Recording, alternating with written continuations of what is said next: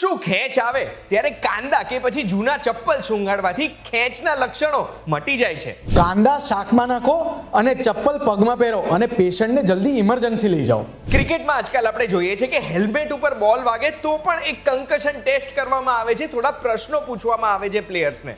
તો શું માથા ઉપર નાનું મોટું કંઈ પણ વાગે એને સિરિયસલી જ લેવું જોઈએ? બિલકુલ. જો માથાની ઈજા થઈ હોય, જો કન્કશન થયું હોય તો થોડા દિવસોથી થોડા અઠવાડિયા સુધી રેસ્ટ લેવો પડે.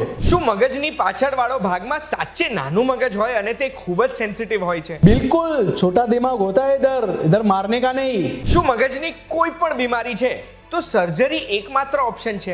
ના, ઘણી બધી એવી બીમારીઓ હોય છે જે દવાથી બી ટ્રીટ થઈ શકે છે. શું બ્રેન હેમરેજ થાય તો વ્યક્તિ ગયા જ સમજવા? ના, ટાઈમલી જો બ્રેન હેમરેજનું પેશન્ટ હોસ્પિટલ પહોંચી જાય તો એને બચાવી શકાય. શું બ્રેનની દરેક સર્જરી માટે દર્દીને બેભાન કરવા જરૂરી છે? બિલકુલ. Most of the brain surgeries બેભાન અવસ્થામાં જ થાય છે, પણ હા, ભાનમાં બી ઘણી બ્રેન સર્જરીઝ થાય છે. શું દરેક બ્રેન સર્જરી માટે બ્રેનને ખોલવું જરૂરી છે? ના, અમુક બ્રેન સર્જરીઝ બ્રેન ખોલ્યા વગર બી સંભવ છે. બ્રેન ખોલ્યા વગર બ્રેન સર્જરી આ કેવી રીતે થઈ શકે? બિલકુલ થઈ શકે. એ જોવા માટે જુઓ આખો વિડીયો.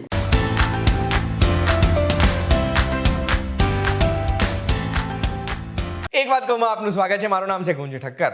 મગજની કોઈ પણ તકલીફ થાય, મગજની તકલીફના કોઈ પણ લક્ષણ દેખાય ને તો એનાથી જ મગજ એટલું ખરાબ થઈ જતું હોય છે કે સ્ટ્રેસ જ આપણું મગજ ખરાબ કરી કાઢે. પણ તમારે મગજ ખરાબ કરવાની જરૂરત નથી, કારણ કે મગજની તકલીફો, એના થતા લક્ષણો અને એના માટે થતી ટ્રીટમેન્ટના ઘણા બધા પ્રશ્નો મને થયા છે અને એ પ્રશ્ન પૂછવા માટે હું એક બહુ જ સ્પેશિયલ જગ્યાએ આવ્યો છું. હું આવ્યો છું અમદાવાદની HCG મલ્ટી સ્પેશિયાલિટી હોસ્પિટલમાં, જ્યાંના કન્સલ્ટન્ટ ન્યુરોસર્જન ડૉક્ટર પાર્થ જાનીએ આપણને સમય આપ્યો છે. Thank you so much sir અમને સમય આપવા માટે. Thank you. સરનું હું તમને ટૂંકમાં ઇન્ટ્રોડક્શન આપવા માંગુ છું. સરનો કરિયર 6 વર્ષથી આજુબાજુનો છે, જેમાં સરે અત્યાર સુધી 3000થી વધુ ન્યુરો સર્જરીઝ કરી દીધી છે અને ન્યુરો ઇન્ટરવેન્શન કર્યા છે. સર PGI ચંદીગઢ, જે ભારતનું સૌથી રેપ્યુટેડ ન્યુરો સર્જરીનું ઇન્સ્ટિટ્યૂટ છે, એમાંથી ગોલ્ડ મેડલિસ્ટ છે, એમાંથી પાસ આઉટ થયેલા છે. અત્યાર સુધી 16 રિસર્ચ પેપર લખ્યા છે, 4 ચેપ્ટર્સ કો ઓથર કરેલા છે એમણે અલગ અલગ બુક્સમાં. એટલે બેસિકલી ન્યુરો સર્જરીને લઈને, ન્યુરોલોજિકલ પ્રોબ્લેમ્સને લઈને સર પાસે નોલેજ તો પુષ્કળ છે અને એમાંથી જ આપણે થોડું નોલેજ મેળવવા આવ્યા છે. તો સર, પહેલો પ્રશ્ન મારે તમને એ પૂછવો છે કે તમે એક ન્યુરો સર્જન છો, તો પછી કોઈ પણ દર્દીએ ન્યુરો સર્જન પાસે ક્યારે જવું જોઈએ અને એક ન્યુરોલોજિસ્ટ પાસે ક્યારે જવું જોઈએ? ન્યુરો સર્જન્સ એ એવા ડોક્ટર્સ છે જે બ્રેનની કન્ડિશન્સનું ઓપરેશન કા ઇન્ટરવેન્શનથી ટ્રીટમેન્ટ કરતા હોય, અને ન્યુરોલોજિસ્ટ એક એવા ડોક્ટર્સ છે જે બ્રેનની કન્ડિશન્સનું દવાથી ટ્રીટમેન્ટ કરતા હોય. સો તમને જો એ રીતની કન્ડિશન્સ હોય, જેમ કે એલ્ઝાઇમર્સ છે, પાર્કિન્સન્સ છે, માઇગ્રેનનો પ્રોબ્લેમ હોય, માથું દુખતું હોય, ક્રોનિક હેડેક હોય, તો તમારે ન્યુરોલોજિસ્ટને વિઝિટ કરવું જોઈએ. પણ જો તમને એવા પ્રોબ્લેમ્સ હોય, જેમ કે બ્રેન ટ્યુમર્સ, બ્રેન હેમરેજ થઈ જવું, કે પછી બ્રેનની અંદર કોઈ ગાંઠ, કોઈ બીજી વસ્તુ થવી, કે એક્સિડન્ટનો કેસ થઈ જવો, તો એવા કેસીસની અંદર ન્યુરોસર્જનને બતાવવું જોઈએ અને ન્યુરોસર્જનથી સારવાર લેવી જોઈએ. હવે સર, આ ન્યુરોલોજિકલ ડિસઓર્ડર્સ કોઈને થાય છે, મગજની કોઈ પણ વ્યક્તિને તકલીફ થાય છે, તો એના લક્ષણો શું હોય છે? સો ન્યુરોલોજિકલ ડિસઓર્ડર્સના લક્ષણો એક સાદું માઇલ્ડ હેડેકથી લઈને સિવિયર ખેંચ આવી કે પેરાલિસિસ અને કોમા સુધી હોઈ શકે. એટલે જો કોઈને ખેંચ આવે, ઇમ્બેલેન્સ, સાંભળવાનું બંધ થઈ જાય, આંખમાં ઝાંખાપો આવે, આ બધા જ લક્ષણો એક ન્યુરોલોજિકલ ડિસઓર્ડરમાં હોઈ શકે. અને જો આવું કોઈને બી હોય તો કોઈ બી એક મલ્ટી સ્પેશિયાલિટી હોસ્પિટલમાં અપ્રોચ કરવો જોઈએ, જેમ કે HCG હોસ્પિટલ, જ્યાં જનરલ ફિઝિશિયન બી છે, ન્યુરોલોજિસ્ટ બી છે અને ન્યુરોસર્જન બી અવેલેબલ છે. એટલે બધી જ કેર એક જ રૂફ નીચે મળી રહે છે. સર, હવે તમે કીધું કે કોઈ પણ વ્યક્તિને આવા લક્ષણો દેખાય તો એમણે હોસ્પિટલમાં જવું જોઈએ, પણ આમાં ઘણા બધા લક્ષણો કોમન છે, જેમ કે માથું તો દરેક વ્યક્તિને દુખતું હોય છે. તો કેવા લક્ષણો કેટલા સમય માટે આવે ત્યારે એમણે કોઈ પણ ડૉક્ટરને મળવા જવું જોઈએ? અચ્છા, જો કોઈ વ્યક્તિને ક્રોનિક હેડેક રહેતું હોય, કન્ટિન્યુઅસ 3 થી 5 દિવસ સુધી રહેતું હોય, કાં પછી સડન સિવિયર હેડેક થયું હોય કે જે એની લાઈફનું સૌથી ખરાબ હેડેક હોય, એવા સંજોગોમાં તરત હોસ્પિટલ જવું જોઈએ. આવી જ રીતના બાકીના ન્યુરો સિમ્ટમ્સ, જેમ કે પેરાલિસિસ થવું, કે આંખમાં ઝાંખાપો આવો, કે બોલવાનું બંધ થઈ જવું, મેમરી લોસ થઈ જવું, આવા બધા કન્ડિશનમાં સીધું જ ન્યુરો સ્પેશિયાલિસ્ટ પાસે જવું જોઈએ. ખેંચ આવે ત્યારે જવું જોઈએ સર? બિલકુલ. અને આ ખેંચ આવે, જેને એપિલેપ્સી કે પછી સીઝર્સ બી કહેવાતા હોય, એ ખેંચ કેમ આવતી હોય? ખેંચ આવવાના ઘણા બધા કારણો હોઈ શકે. સો ખેંચ કોઈ સ્ટ્રક્ચરલ કોઝ જેમ કે બ્રેન ટ્યુમર હોય તો બી આવી શકે, બ્રેન સ્ટ્રોક, હેમરેજ, આ બધા કારણોથી આવી શકે. ઇવન સૌથી કોમન લો શુગર થવાથી બી ખેંચ આવી શકે, જે કોમનલી ઘણા બધા ડાયાબિટીક પેશન્ટ્સમાં જોવા મળતું હોય છે. અચ્છા, વૃદ્ધ લોકોની અંદર સોડિયમ લેવલ ઓછું થવાના કારણે બી ખેંચ આવી શકે. અચ્છા, બીજા ઘણા બધા એવા કારણો છે જેમ કે જન્મજાત અમુક બાળકને બનાવટી ખામીના કારણે ખેંચ આવી શકે, કાં પછી ઘણા ફંક્શનલ રીઝન્સથી ખેંચ આવી શકે. તો પછી સર ખેંચ આવે છે કોઈ વ્યક્તિને, આપણે આજુબાજુમાં છે, એવા સંજોગોમાં આપણે એમનું ધ્યાન કઈ રીતે રાખી શકીએ ને આપણે શું કરવાનું બેસિકલી એમના સિમ્ટમ્સ થોડા ઓકે થઈ શકે એના માટે? It's a very good question. જો આપણા કોઈ રિલેટિવને કે ફ્રેન્ડ્સને ખેંચ આવે તો ફર્સ્ટ થિંગ ઇઝ યુઝ્યુઅલી ઘણા બધા પેશન્ટ્સને ખેંચની જસ્ટ પહેલાં ઓરા સિમ્ટમ્સ આવે, એટલે એક વોર્નિંગ બેલ જેવું કે એમને એવી ફિલિંગ આવે કે કંઈક પેટમાં લાઇટ હેડેડનેસ થઈ રહી છે, થોડું ચક્કર, ડિઝીનેસ, કાં કોઈ ફોટોફોબિયા જેવું. જો આ ટાઈપના કોઈના ઓરા સિમ્ટમ્સ આવતા હોય or they are not feeling well, એવું કંઈક એમને લાગતું હોય તો એમને હંમેશા ધ્યાનથી સાંભળવું જોઈએ અને એમને એટેન્શન દેવું જોઈએ, રેધર દેન આપણે એમને ઇગ્નોર કરી દઈએ કે કશું નથી. અને એમની જો ખેંચની દવા બાકી હોય તો એમને તરત ખેંચની દવા આપી દેવી જોઈએ. અચ્છા, હવે જો કોઈ આપણા ફ્રેન્ડ્સને આપણી જોડે છે અને એને ખેંચ આવી ગઈ તો શું કરવું જોઈએ? તો care is the word. So care, she is the comfort. First comfort કરવું જોઈએ. જેમ કે પેશન્ટને ખેંચ આવી ગઈ તો એને પકડીને, જેનાથી પેશન્ટ સીધો પડે નહીં, એને કમ્ફર્ટ કરવાનું. એનું જે નેક છે એને તમે તમારા પાસે જેકેટ હોય, ટી શર્ટ હોય, કંઈ બી કાઢી એનો પિલો બનાવીને નેક સપોર્ટ કરો, બોડીને સપોર્ટેડ રાખો. એ ફોર એક્શન મીન્સ કે આસપાસની કોઈ બી વસ્તુ છે જે એને ડેન્જર કરી શકે, જેમ કે બાજુમાં છરી પડી હોય, દીવો પડ્યો હોય, જે ખેંચ દરમિયાન એના હાથ પગના મૂવમેન્ટ્સથી એને વાગી શકે, તો એ બધી જ વસ્તુ દૂર કરી દો, એને એક સેફ ઝોનમાં આઇસોલેટ કરી દેવાનું. Third thing is reassurance. That is પેશન્ટને તમે કમ્ફર્ટ આપો અને રીએશ્યોર કરો કે કશું નથી, ધીરે ધીરે આ ખેંચ ઠીક થઈ જશે. અને પોસિબલ હોય તો પેશન્ટને ટર્ન કરી દો, જેનાથી કદાચ કંઈક વોમિટ કે બીજું કશું થાય તો વોમિટસ બહાર પડી જાય, એને શ્વાસમાં ના જાય. અને ઈ ઇઝ ધ ઇમરજન્સી બેલ. સો કોઈ બી વ્યક્તિને જો 1 મિનિટથી વધારે ખેંચ આવે, ખેંચ બંધ ના થાય, કન્ટિન્યુઅસ રહે, તો તરત જ ઇમરજન્સી કોલ કરો 108 ઉપર અને પેશન્ટને rush to the nearby hospital. Sir, તમે જે આર કીધું રીઅશ્યોરન્સ, એમાં એક પડખે પેશન્ટને ટર્ન કરવાની વાત કરી છે, તો એ ડાબા પડખે બેટર છે કે જમણા પડખે? લેફ્ટ પડખે ટર્ન કરવું ઇઝ બેટર. આ વસ્તુઓનું ધ્યાન રાખવાનું છું. હવે થોડી વાર પહેલા તમે મને એવું કીધું કે બ્રેન ખોલ્યા વગર પણ બ્રેનની સર્જરી થતી હોય છે, તો આ છેલ્લા વર્ષોમાં નવી એડવાન્સમેન્ટ શું આવી છે બ્રેન સર્જરીમાં, ને આવી બધી સર્જરીઓ કઈ રીતે થતી હોય છે? સો છેલ્લા 15 થી 20 વર્ષની અંદર ન્યુરો સર્જરીમાં બહુ બધા એડવાન્સમેન્ટ આવ્યા છે, બિકોઝ આપણી પાસે હવે લેટેસ્ટ ટેકનોલોજીવાળા MRI, CT સ્કેન્સ બધું જ અવેલેબલ છે. ઇન્ટ્રા ઓપરેટિવ ઓપરેશન દરમિયાન હાથ અને પગની મસલ્સની ને બધી મૂવમેન્ટ્સનું ઓબ્ઝર્વેશન હવે પોસિબલ છે. સો આનાથી ઘણી બધી જે બ્રેન સર્જરીઝ છે એ સેફ થઈ ગઈ છે. અને આ એડવાન્સમેન્ટની અંદર જેમ કે બ્રેન ઓપન કર્યા વગર, જેમ કે રિસન્ટલી જ મેં એક ઓપરેશન કર્યું હતું જેમાં બ્રેન ટ્યુમર વાયા નોઝ, નાકમાંથી એક એન્ડોસ્કોપ એન્ટર કરી અને બ્રેન ટ્યુમર રિમૂવ કર્યું હતું. સો વિધાઉટ ઓપનિંગ ધ બ્રેન આપણે બ્રેન ટ્યુમર્સ, અમુક સ્પેશિયલ પ્રકારના બ્રેન ટ્યુમર્સ રિમૂવ કરી શકીએ છીએ, જે પહેલાંના જમાનામાં મોટો ચીરો મૂકીને આખું વાડકાપ કરીને કરવું પડતું હતું, જે હવે જરૂર નથી પડતી. અને સર, આ બધી સર્જરી કરવા માટે નવા ગેજેટ્સ બી આવ્યા હશે, નવા ઇન્સ્ટ્રુમેન્ટ્સ બી આવ્યા હશે, તો એ કેવા કેવા યુઝ કરો છો તમે? સો લેટેસ્ટ અને એડવાન્સ બ્રેન સર્જરીઝ માટે આપણે HCG હોસ્પિટલમાં બી most of the gadgets available છે, જેમ કે એન્ડોસ્કોપ, જે મેં વાત કરી કે નોઝમાંથી આપણે એન્ડોસ્કોપિક ટ્યુમર્સ કરી શકીએ. Second is microscope. થર્ડ, ઘણા બધા ન્યુરો નેવિગેશન સિસ્ટમ. એક ન્યુરો નેવિગેશન સિસ્ટમ એકદમ તદ્દન લેટેસ્ટ ગેજેટ છે.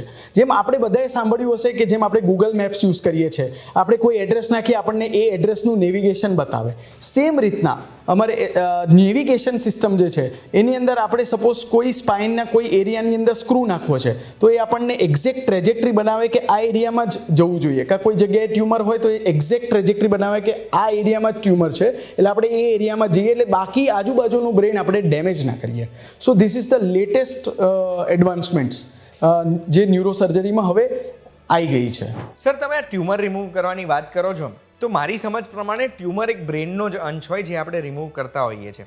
તો એક વખત બ્રેનનો આટલો પાર્ટ આપણે કાઢી દઈએ તો એનાથી વ્યક્તિના વ્યવહારમાં કે એના નોર્મલ જીવનમાં અસર પડે ખરો? યુઝ્યુઅલી બ્રેન ટ્યુમર સર્જરી બહુ સેફ સર્જરી છે અને એટલો બધો એનાથી એના નોર્મલ ડે ટુ ડે લાઈફમાં અસર પડતો નથી. જેમ કે હું તમને એક જસ્ટ એક્ઝામ્પલ આપું, હમણાં રિસન્ટમાં જ મારી પાસે એક પેશન્ટ આવ્યું હતું જે બોલતું નહોતું, તો એને બધું જ સમજતું હતું પણ એ બોલી નહોતું શકતું. તો એમના વાઈફ, એમના ઘરવાળા બહુ જ ટેન્શનમાં હતા કે એમણે બોલવાનું જ બંધ કરી દીધું છે, એમના હસબન્ડ વાઈફ વચ્ચે બી કોઈ કન્વર્ઝેશન નથી થતું, એ સમજે છે પણ કશું આઉટપુટ જ નથી. તો એમને બ્રેનમાં લેફ્ટ સાઈડ પર લેંગ્વેજ એરિયામાં, જે આપણો લેંગ્વેજ એરિયા છે જ્યાં આપણે બોલવાનો કંટ્રોલ હોય, એ એરિયા પર એક બ્રેન ટ્યુમર હતું. તો એ પેશન્ટની જ્યારે મેં બ્રેન ટ્યુમર સર્જરી કરી, સેફલી આખું ટ્યુમર રિમૂવ કરી દીધું, તો ઓપરેશન પછી પેશન્ટ બોલવા માંડ્યું. એ તો છોડો, હવે એ પેશન્ટ એટલું બધું બોલવા માંડ્યું છે કે એમના વાઈફ એવું કહે છે કે હવે કાકાને થોડા શાંત કરાવો.